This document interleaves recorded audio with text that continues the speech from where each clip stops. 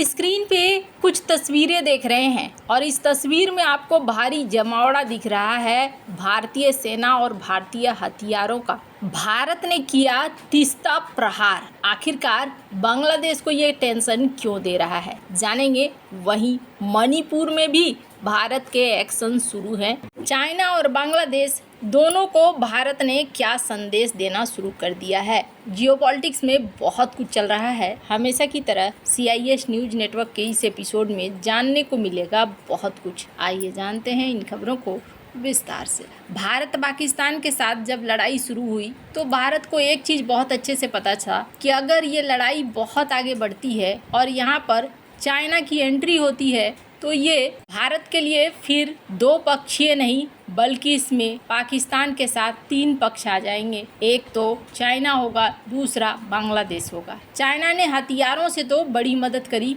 और अभी तक देखने को मिल रहा है कि चाइना, पाकिस्तान और बांग्लादेश के बीच में थोड़ा गठजोड़ है। PM मोदी ने जब भाषण दिया तब इस बात को साफ कर दिया कि भारत अब आतंकियों और उन्हें संरक्षण देने वाले को अलग अलग करके नहीं देखेगा। भारत के साथ सैन्य टकराव में पाकिस्तान का साथ उसके दोस्त चीन ने दिया था, जो बीजिंग के लिए किरकिरी की वजह बन गया है। पाकिस्तानी सेना चीनी हथियारों और एयर डिफेंस के सहारे बैठी थी, लेकिन भारतीय वायुसेना ने उसके एयर डिफेंस सिस्टम को जाम करके पाकिस्तान को लाचार कर दिया। अब इस बीच रिपोर्ट ये है कि चीन पाकिस्तान अब कश्मीर से अपना ध्यान हटाकर पूर्वी सीमा पर केंद्रित कर रहे हैं। शेख हसीना के रहते चीन पाकिस्तान के इस गठजोड़ में शामिल होने से बांग्लादेश ने दूरी बना रखी थी, लेकिन मोहम्मद यूनुस के नेतृत्व में इस्लामिक कट्टरपंथ के उभार और आर्थिक दबाव ने बाहरी हस्तक्षेप के लिए जमीन तैयार कर दी।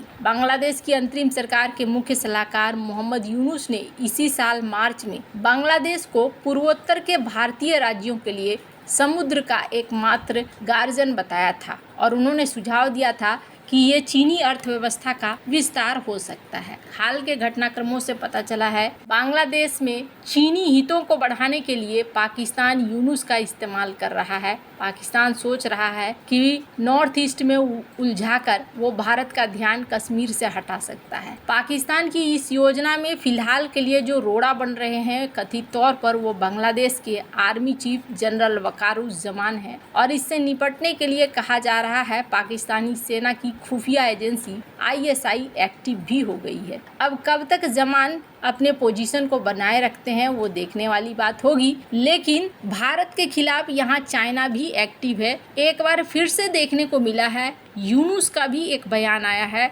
स्क्रीन पर आप देख सकते हैं। इन्होंने फिर से नेपाल को, भूटान को, बांग्लादेश को नॉर्थ ईस्ट के 7 सिस्टर्स से जुड़ने की बात कही है। हालांकि इस बार इनका लहजा पहले की तुलना बड़ा सुलझा हुआ है। इन्होंने ये कहा है कि हम इन राज्यों के साथ व्यापार कर सकते हैं, तो व्यापार के लिए हम कनेक्टिविटी वगैरह बढ़ा सकते हैं। आपको याद होगा मैंने आज से कुछ दिनों पहले एक खबर दी थी जिसमें ये कहा था कि भारत एक प्रोजेक्ट कर रहा था और इस प्रोजेक्ट में भूटान, बांग्लादेश और नेपाल, भारत चारों शामिल थे, लेकिन भारत ने फिर इस प्रोजेक्ट में भूटान और नेपाल के साथ रुचि दिखाई और बांग्लादेश के ट्रांसशिपमेंट को ही कैंसिल कर दिया। यानी कि जो यहाँ पर व्यापारिक रास्ते बनते वो रास्ते फिलहाल के लिए बंद कर दिए गए हैं। अभी भारत और बांग्लादेश के बीच संबंध उतने अच्छे तो नहीं दिख रहे हैं। स्क्रीन पर आप आर्टिकल देख रहे हैं।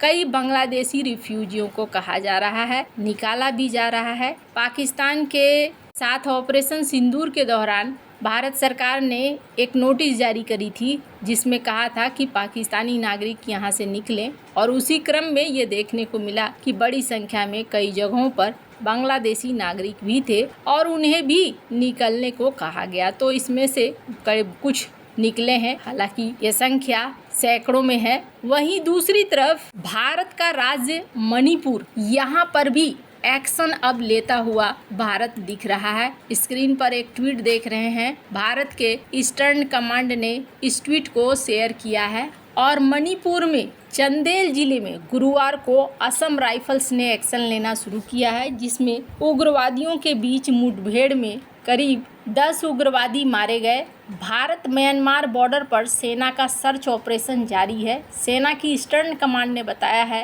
कि 14 मई को न्यू समताल गांव के पास उग्रवादियों की गतिविधियों की जानकारी मिली और इसके बाद असम राइफल्स की यूनिट ने सर्च ऑपरेशन चलाया। इसी दौरान उग्रवादियों ने जवानों पर फायरिंग शुरू कर दी। जवाबी फायरिंग में 10 उग्रवादी मारे गए और इनके पास से बड़ी मात्रा में हथियार, गोला बारूद बरामद हुए। सुरक्षा बल यहाँ पर अब धीरे धीरे एक्टिव भी होते जा रहे हैं और ये बहुत ज़रूरी है। इसलिए ज़रूरी है क्योंकि कहा जा रहा है म्यांमार में जो अस्थिरता है इसका प्रभाव बांग्लादेश के ऊपर भी पड़ रहा है और भारत के ऊपर भी। वहीं अब न जाने म्यांमार, अमेरिका और बांग्लादेश का क्या प्लान है या फिर वो सारी अफवाहें हैं, जो भी है, पर ये जो इलाका है ये अभी अस्थिर है और ऐसे में भारत के फोर्सेस अगर एक्शन में आ रहे हैं तो ये भारत की सुरक्षा के लिए बहुत ही ज़्यादा ज़रूरी है। लेकिन सिर्फ यही नहीं, बल्कि जब भारत और पाकिस्तान के बीच में चल रही थी लड़ाई,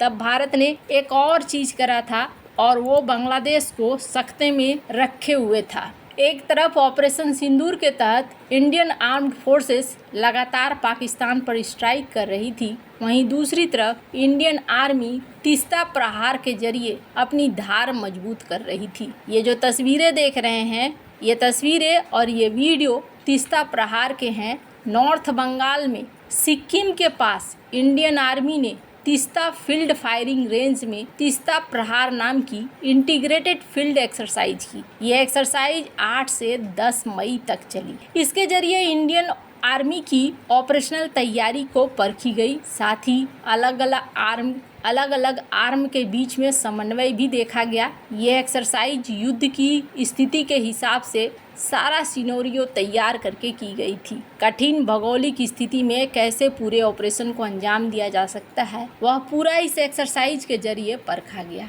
इस एक्सरसाइज में लगभग सभी फाइटिंग आर्म्स, सपोर्ट आर्म ने एक साथ हिस्सा लिया। पूरा कोऑर्डिनेशन देखा गया और जंग की स्थिति में किस तरह एक्शन होना है ये सब परखा गया। इन्फेंट्री, आर्टिलरी, तोप, tank, mechanised infantry, para special force, army aviation, engineers और सिग्नल कोर सभी इस एक्सरसाइज में शामिल थे। इसमें इंडियन आर्मी के पास मौजूद नई generation weapon system, military platforms, advance battlefield technology सभी का इस्तेमाल किया गया। इस एक्सरसाइज का मुख्य मकसद संयुक्त रूप से सभी आर्म के बीच तालमेल, सिनर्जी, कोऑर्डिनेशन को देखना था। साथ ही प्रतिकूल मौसम और कठिन भौगोलिक परिस्थितियों में कैसे तुरंत सेना को मोबिलाइज किया जा सकता है, कैसे ऑपरेशन को अंजाम दिया जा सकता है, इसकी प्रैक्टिस की गई। पर माना जा रहा है कि दरअसल बांग्लादेश की तरफ से कुछ न हो, इसके लिए भारत ने तैयारी रखी थी।